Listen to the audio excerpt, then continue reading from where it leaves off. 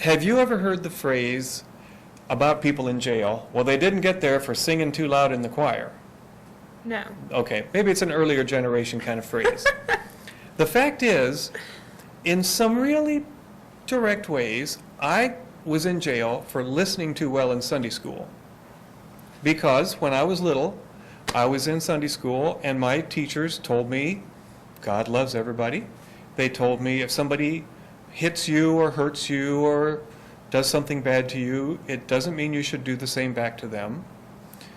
They told me that we're supposed to do good to everybody and not hurt people.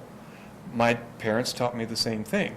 So then I got to the point of turning 18, registering for the draft, saying, well, I can't go to war, I'll be a conscientious objector. That led me to the point of realizing that I don't want to be a part of this war system at all if I can do anything about it. And so I returned my draft cards, and that landed me in federal prison. And so it was really a direct line from what I learned as a child that I was taught by the church and by my family that led me to the point where I couldn't cooperate with the war system, and I was in jail. But then the church and my family, folks visited me while I was in prison, people wrote to me, and that makes a big difference. It makes a big difference if you don't feel like you're just forgotten and by yourself. And I think the whole experience was really confirming, because I never regretted it. I didn't like being in prison, but I never regretted the choice, and it sort of confirmed that this is the direction I want my life to go, with making choices to try to be faithful. You know, I always fall short, but to try to be faithful and to try to work for peace and justice. So it was, in all, it was a good experience.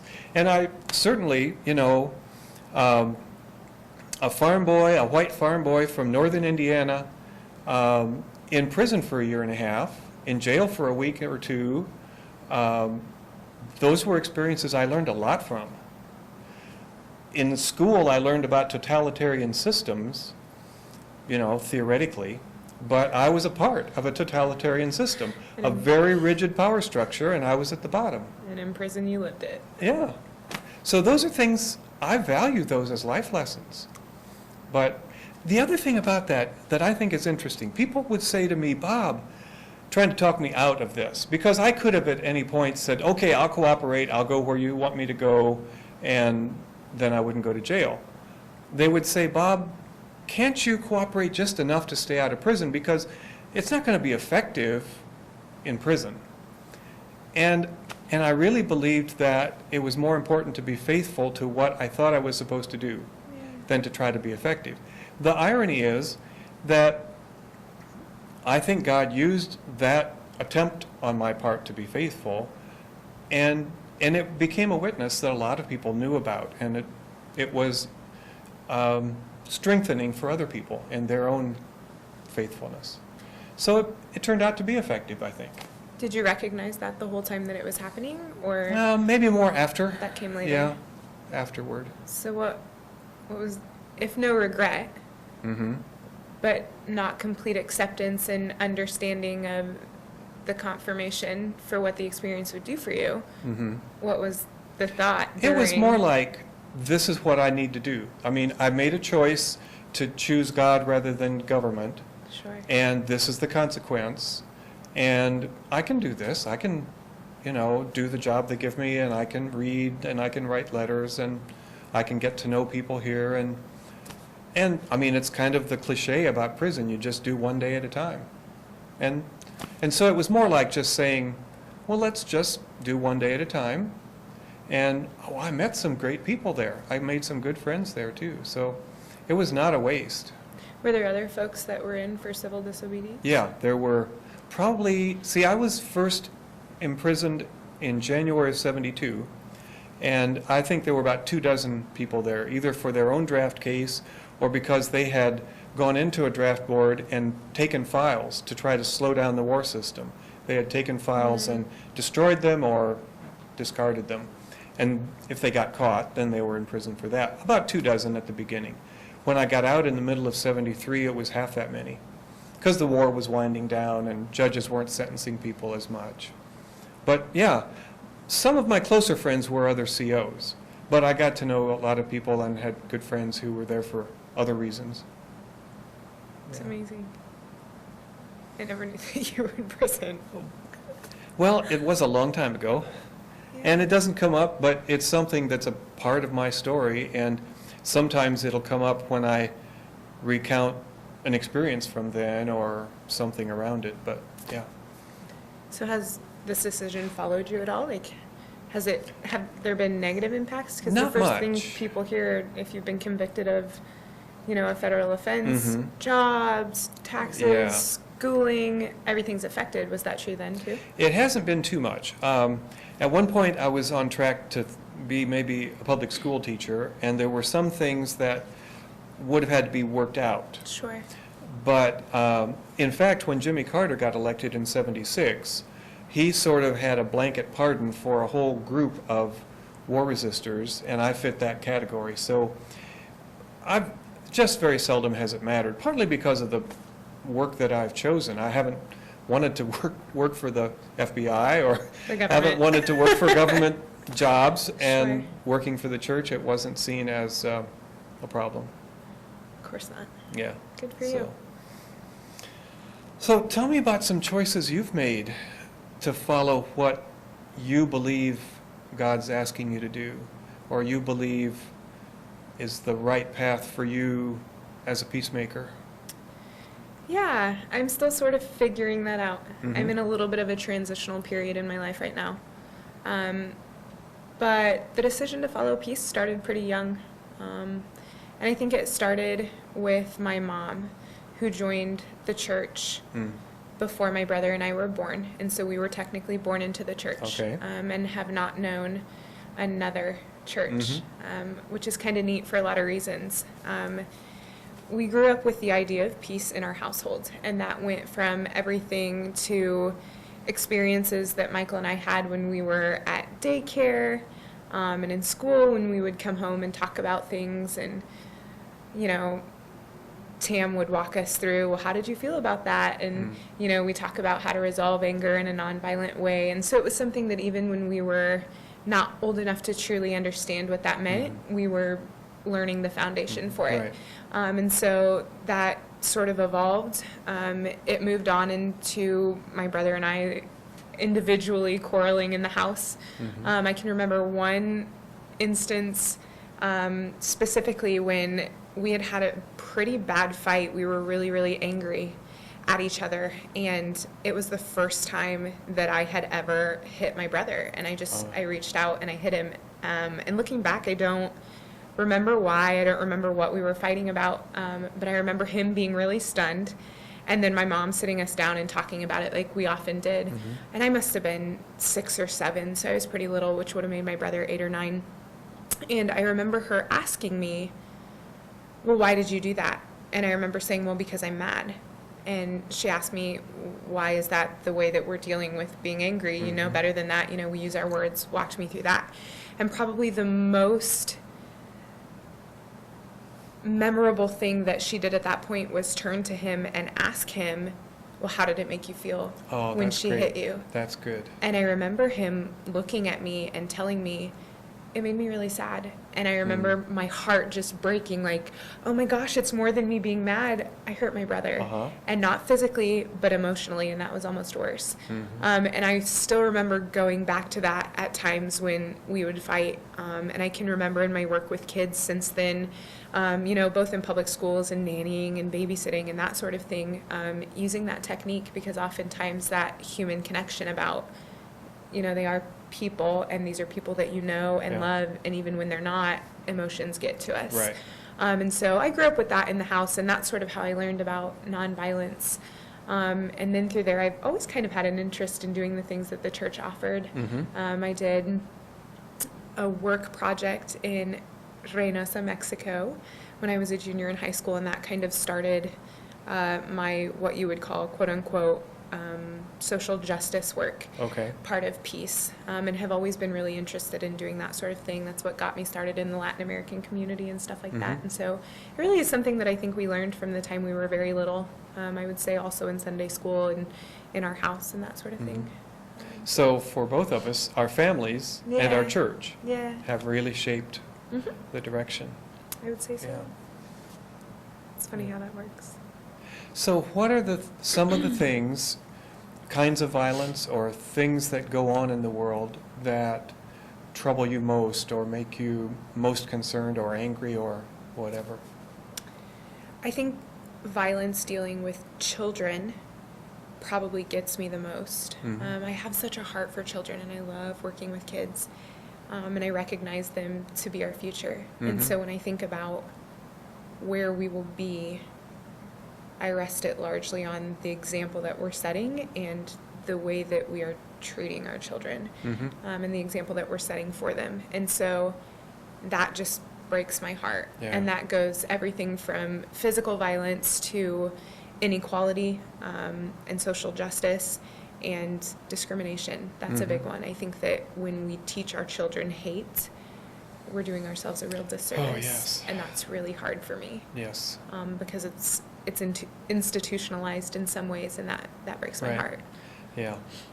It reminds me that I've done some work, some educational work, you might say, in Israel and Palestine.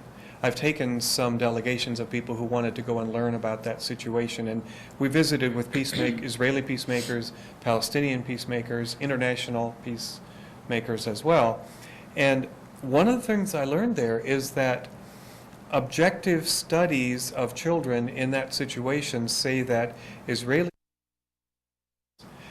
children who are being taught to hate are actually being harmed psychologically more than Palestinian children who are growing up under occupation and deprivation are actually not harmed as much as the supposedly dominant group by teaching their children to hate. It's interesting. Yeah. And it's sad. Yeah, I think peace education is important exactly for that reason. Right.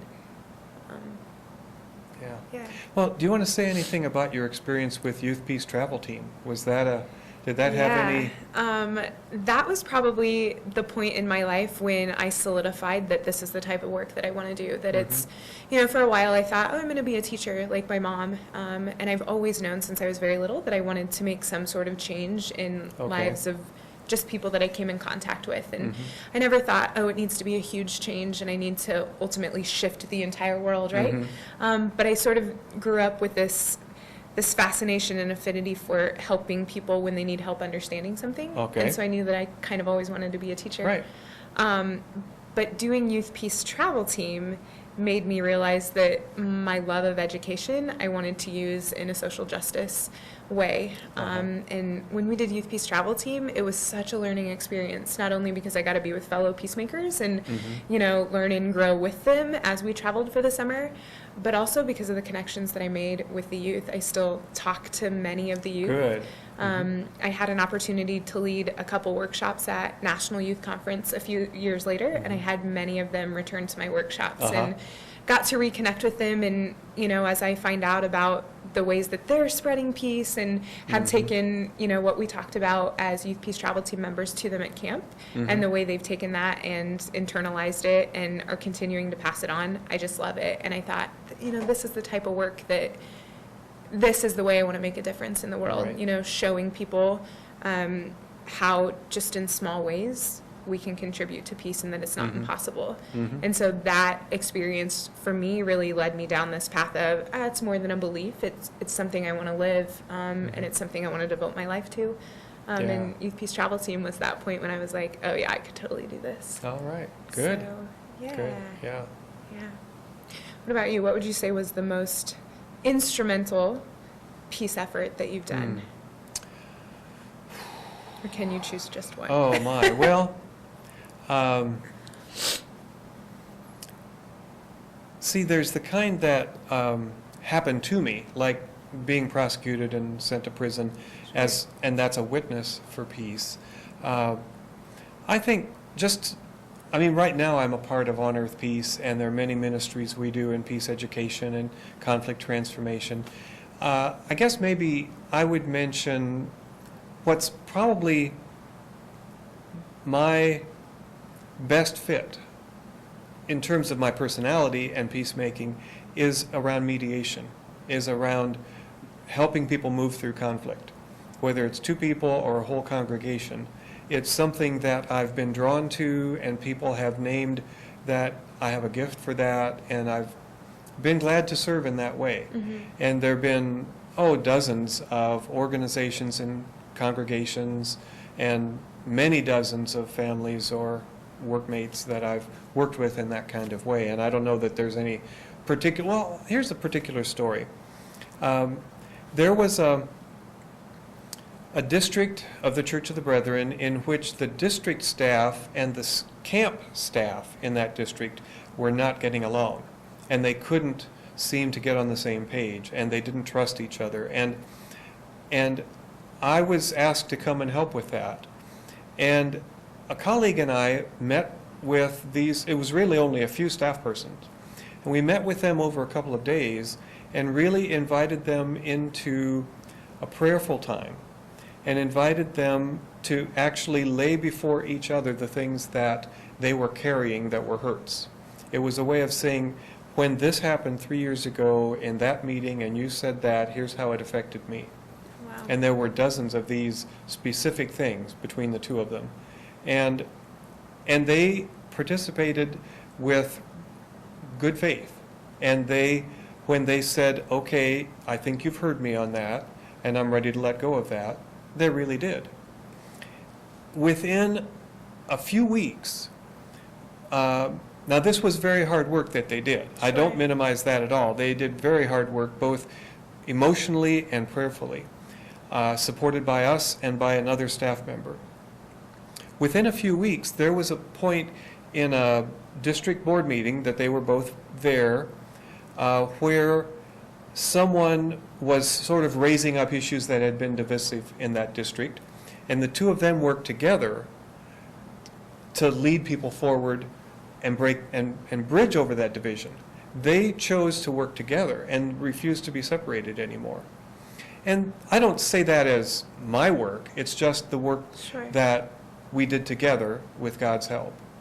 And a way to pass it on. A whole earlier section was working as a part of the coalition to abolish the death penalty in the U.S. And that was, in a way you could call it peacemaking. It's about violence. It's also justice work because of the way the death penalty is used. And poor people, people of color, are the ones that tend to receive the death penalty. Or people whose victims are white or well-to-do tend to receive the death penalty. And that's work that my wife and I have been in for a long time. It's fantastic. So your work with mediation and finding sort of your niche in this area, is that what you've always seen yourself doing, or how is this image of the way you can contribute to peace it's kind of changed? interesting because I was first asked to be a community volunteer in our local community mediation center, which was just getting started. And so I said, sure, I'd be glad to come and get the training and be a community volunteer. And then I was asked to help lead the trainings. And then I was asked to be on the staff. And so I worked with that community mediation center for several years, and that led me to working for On Earth Peace in the Ministry of Reconciliation, which is similar kind of work. Now the irony is that within On Earth Peace, I've kind of been called into administrative work, and I don't have much time anymore for the reconciliation work. Sure. So actually, I see myself moving into retirement before too long, and I'm hoping to get back to the reconciliation work as a volunteer. So That's great. that's my hope. So that's your route, huh? Yeah. But I will say that there was a point after working with so many congregations and people in conflicts over things that I didn't think needed to be such a big issue, and knowing about the work of Christian peacemaker teams who are really right there where people are getting killed, where people are getting evicted from their homes, where people's land is being stolen, in different places in the world. And I volunteered to be a part of Christian peacemaker teams because there was a part of my peacemaking that felt like it was missing. You know, this facilitating a whole lot of meetings around conflict, that's important work, but there was another piece about people who are really suffering life and death kind of stuff that I also Sure. wanted to do. It's Yeah. important work too. Yeah. I can't believe you were in prison. Oh my gosh. I mean, I don't want to go to prison, but I want to do something. I want to stick it to the man. Mm-hmm. I don't want to go to prison then. Yeah. I'm Well- going to be honest. That scares me. But I totally get that, not wanting to. There's so many things that I can name. Yeah, I think it's wrong that we have to participate in that. And then you weigh it against, but if I'm not around to do these Yeah. other things, like how does that work? And so I just think, no, I think that's great. Sometimes it is about taking a stand, and I think half the battle is figuring out when that time is, but Right. I think it's important. Exactly. And I think so much that it can sometimes come out of ego when you take a stand. Yeah, It can sure. sometimes come out of anger. Now, anger has a place, but it needs to be, anger needs to move us into making a decision or move us into making a choice. Yeah. It shouldn't be we shouldn't act right out of anger. There Okay. needs to be an So, appropriate outlet, But yeah. like you're saying, when is the time that I say no? Yeah. When is the time that this just can't be? And you know, I mean, I want to think that God will help us find those times. And I also believe the community helps us to know those times. Yeah. I didn't return my draft cards in the spur of the moment. I talked to a lot of people and prayed about it a long time, and everything kept moving me closer to making that choice. And so I think the community helps us figure that out. Yeah, I think that's a really important point, and I think about that a lot when I have a lot of frequent questions about, well, how do you feel about this possibility of the youth leaving the church and that sort of thing, and I think, yes, but the youth getting involved in the community, that ultimately is, I mean, it's such a huge part of it, right? And you can find faith communities, but something that I think is really unique about the Church of the Brethren I find rooted in this is that response and that support that you get from the Church of the Brethren community for the ideals that we hold together, such as peace and social justice stance. I just think it's so important, and I know that me personally, it's largely part of what keeps me so diehard Brethren. Yeah. So I think that's an important point. The community is so important, and I think it's so neat that you have those experiences of a community that stands behind you in something that society doesn't necessarily. I think that's so neat to carry away. Yeah. Yeah. Well, have there been things that have gotten in the way, that have hindered you or made it difficult to be the peacemaker you want to be? Yeah, I mean, my vision of what a peacemaker is has changed so much since I was little. And I know that when I was little, I had this idea that I had this whole plan mapped out. I was going to do Christian peacemaker teams, and I wanted to, and still do actually, want to go to Africa and work in the Nigeria project. And have wanted to do that for a really long time. And I just, sort of thought of these major things that I wanted to do. And since then, and Youth Peace Travel Team helped with this too, I've evolved into understanding that peace is more than just large projects and that sort of thing. Probably one of my biggest obstacles in the type of peacemaker that I want to be right now has been, ironically, my education, because it's sort of slowed it down. And I remember coming out of high school and thinking, oh, I want to go straight into Brethren volunteer service. But I had this idea that I wanted to go abroad, and they recommend, and that you get an education first. And so I thought, yeah, okay, I'll do that, and got involved with different peace things like Youth Peace Travel Team and MacPac, a peace and social justice organization that I started at McPherson. And so, stayed involved and continued doing these things. But then after I did that, I thought, well, I really want to work in the Latin American community. I'll keep learning Spanish for a while. And so in doing some of these things and saying, I really want to do childcare for disaster ministry, but I can't take time off of school to do that. And I really want to go abroad and, work with kids who don't have an opportunity otherwise to learn here or learn there, but I have to go to school. And so as I've continued my education, while I recognize that it's really important, it also has kept me from really diving into the different things that I want to do, which in a roundabout way has also led me to finding out the other ways that you can be a peacemaker without having to, quote unquote, leave the country or while you're in school. Stop mid what you're doing. Yeah.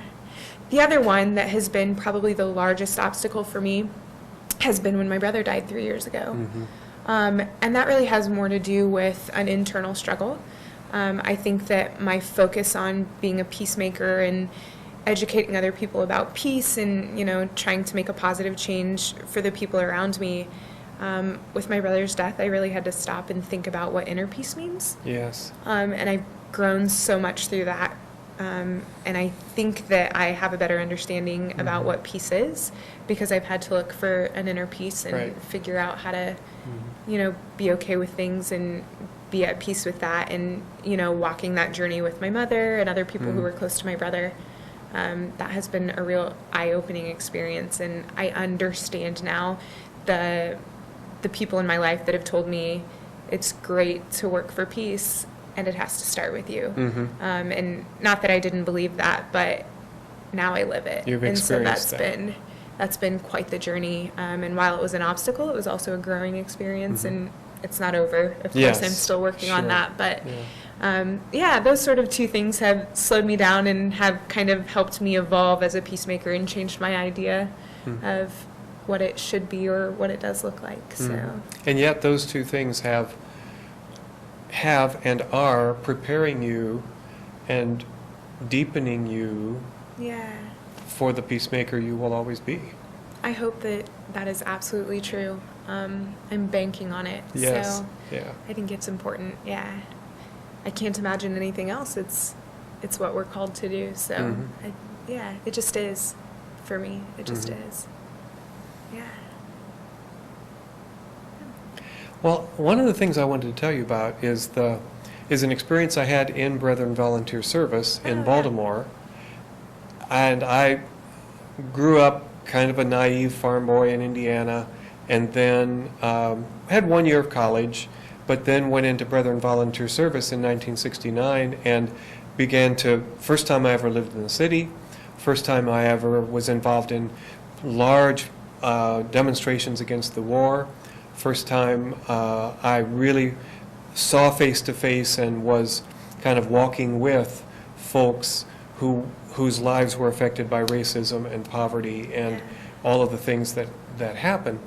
Well, a day that I think of as part of my education was the day of the Baltimore City Council was to hear a resolution, or actually it would have been an ordinance, that would have outlawed unvented gas space heaters in the rundown apartments that people lived in. These were all places where people were renting from somebody who owned hundreds of apartments. And these space heaters were cheap for the landlord to put in the house, but they cost a lot to run because they weren't very efficient. Plus they were sometimes producing carbon monoxide and sometimes a fire hazard.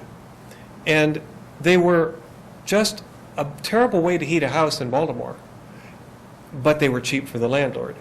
So we went to the city council. It was supposed to start at 2 o'clock in the afternoon. We got there a little before 2, up in the gallery so we could look down on the council and their proceedings. And it was empty. And we heard that the whole city council was in the council president's office in some side conference room, and they were in some meeting before the meeting. And we waited more than half an hour. I think it was 45 minutes till they finally came out and started the meeting. In the meeting, I think probably 12 to 15 people testified on all the reasons these space heaters were a bad idea. And one person testified on behalf of the landlords to say, we can't afford to put anything better in these houses. And then they took a vote. And the vote was overwhelmingly to vote down the ordinance to allow them to keep using those space heaters. Oh my. And so my political education was to realize that in the backroom meeting, they were getting their instructions on this is how this vote will go, no matter what you hear. And it was just, I mean, now I see it everywhere, but it was an example of how money and influence gets its way. And the good of people, the common good, does not get its way. How do you think that's affected you as a peacemaker? Did it open your eyes? Well, Was you angry? I mean, it's just a piece of seeing that there is no, that sometimes I don't know if something is peace or justice, because in some ways they're the same, in some ways they're each need the other. You can't have one with the other. And I would say now that all of my life I've been a conscientious objector to war. The violence of war has been a part of how I understand who I'm supposed to be as a peacemaker. But I would tell you now that I am sure economic violence destroys more lives, ruins more communities, impoverishes and diminishes more people than war ever has. And economic violence goes on every day all around. It is, and I get more angry about that, about the way the rich, whether they're corporations or rich families, can just get what they want. And we know the rich in many parts of the world, and especially in the U.S., the rich keep getting richer. That just keeps going on at everyone else's expense. So, yeah, economic violence to me is maybe at the root of everything. In the book of James, it says, what causes fightings among you? You want what you don't have, and so you fight. Yeah. And if you take that to a social scale, it's the greed, corporate greed even, that causes violence of all kinds, that causes war, that causes poverty. It's all rooted in that kind of greed. So then in thinking about that idea between the differences in what that type of violence looks like, whether it's, violence with war, physical violence, and economic injustice, what do you think that the peace effort looks like that would be the equivalent to conscientious objecting or not carrying a draft card? Yes, a good question. In many ways, it's a lot harder. But I think we can make choices not to be so much a part of those systems, those economic systems that impoverish people. We can choose not to be a part of systems that create the conditions that lead to war. There's no way we can live in this world and sort of have clean hands and never be involved. That doesn't happen. But there are always choices we can make. My wife and I have kept our income low enough that we haven't actually owed federal taxes our whole married life. And that means that we're not supporting the Pentagon through our income tax, through our federal income tax. Now, that doesn't make me feel holy or pure. It's just one thing we can do to be less a part of the problem. There's the whole thing about, are you part of the problem or part of the solution? Well, the systems in our society, in an affluent country like this especially, the systems make us part of the problem. And we have to make choices all along the way to try to not be a part of it. And for some people it might be, I don't shop at this store. Or some people might say, I don't buy this product. Or some people might say, I wouldn't take a job that requires me to do that. And some people might keep their income low. And some people might say, I'm going to grow my own food. Or I'm going to share food with people in my community. But I think the choices about economic violence, the choices are about how much can we step back and not be a part of the system, and make a witness sometimes about it. So what is your response to folks who say, because I get this a lot when I talk about being a vegetarian and the reason that I am, and a lot of the responses that I get to explaining, the social justice reasons why I don't eat meat and that sort of thing are, yeah, but that's not going to change the system. So what's your response to that? Yeah. Well, one response is, some things we just do because they're right. because Rachel and I don't make enough money to owe federal taxes, that hasn't stopped war. Right. But at least I feel better that we're not contributing to the war system. Yeah. And the second thing is, though, that I think God uses our small steps of faithfulness. Whatever we can do that we believe we're called to do, God can use that in some way beyond what we could do. Yeah. When I think about the depth of all the power of what's wrong in the world, there is only one power strong enough to really address that, and that's God. I think you're right. So sometimes I think the way to be effective is to look around the world and say, where do I see God at work? Let me go be a part of that. Let me go help out there.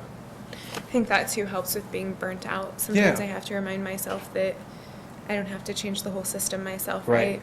But I do have to be able to live as me every Yeah. day. And part of doing that is making sure that I'm making the right decisions. Yeah. One other thing I would say is that every time we take one step of faithfulness, we're in a slightly new place, and we have slightly different options, and maybe the next step then is possible that we wouldn't have foreseen before. Yeah.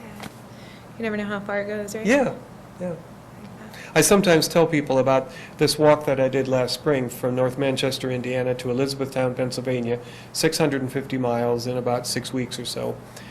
If I had thought about walking 600 and some miles, I don't know.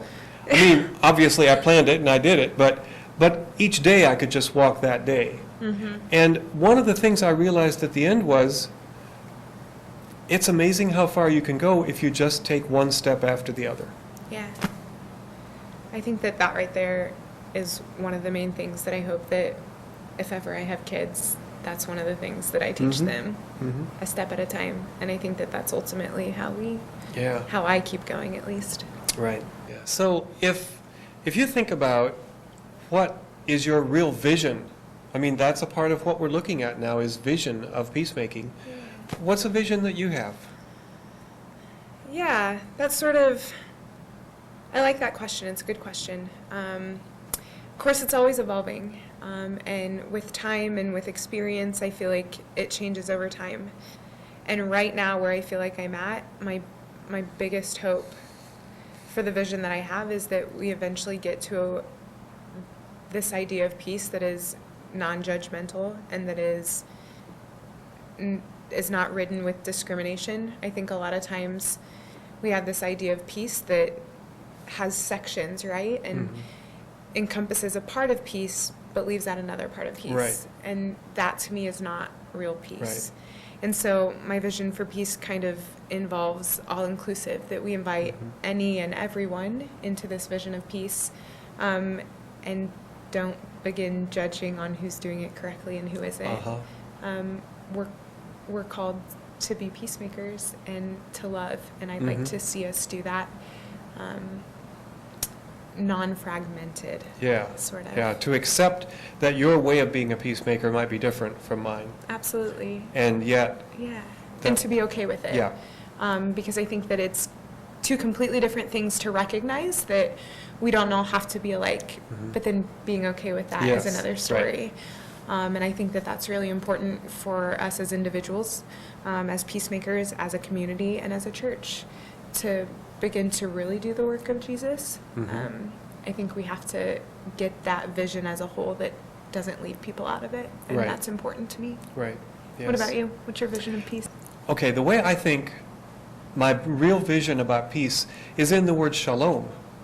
Because as I understand shalom, it's so much more than peace. It includes justice, it includes right relationships, it includes wholeness and health, and that idea of shalom is how I understand peace. And if I picture that, I picture the poor or the powerless people who are freed from the violence they're suffering, who are freed from poverty, oppression. Then I picture the rich people, the power ones, being freed from their greed, being freed from their need to always dominate. And then I think about all of us have fear. And I think a part of shalom is that we're freed from our fear, whatever it is, whether it's about losing my wealth or whether it's about losing my house. Freed from that fear is part of what I understand shalom to be. It's in that scripture about everyone neath their vine and fig tree shall live in peace and unafraid. Well, that assumes everyone has a vine and fig tree. And in this world, a few people have a whole lot, and some people don't have any. Yeah. And so maybe that's my picture of shalom, that everyone actually has a vine and a fig tree, and they can live there in peace and unafraid. Yeah, it's really beautiful. I think so. That's the world we're looking for. Let's find it. Everyone with a vine and a fig tree, and sharing it. Yeah. Not excluding anybody's fig Right, tree, right. regardless of what it Yes. looks like. And if you want a pear tree instead of a fig tree, it's okay. That's fine. That's all right. I'm okay with that. And if your fig tree is a little bit different color, I'm cool with that too. Yeah, this is not a problem. Let's go searching for this. Okay.